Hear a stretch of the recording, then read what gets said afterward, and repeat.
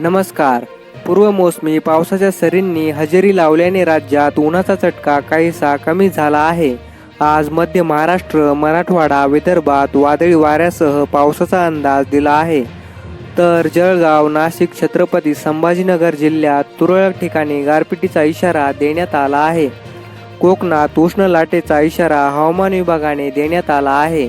आग्नेय अरबी समुद्रात केरळजवळ चक्राकार वाऱ्यांची स्थिती आहे. त्यापासून मराठवाड्यापर्यंत हवेचा कमी दाबाचा पट्टा सक्रिय आहे.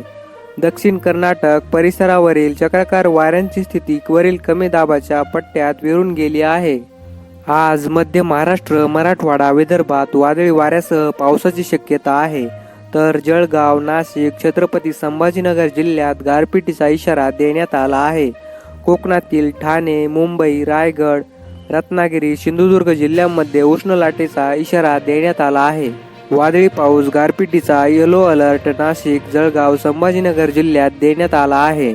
वादळी पावसाचा येलो अलर्ट नंदुरबार, धुळे, नगर, पुणे, सातारा, सांगली, सोलापूर, कोल्हापूर, जालना, बीड, धाराशिव, वाशिम, गडचिरोली या जिल्ह्यांत देण्यात आला आहे.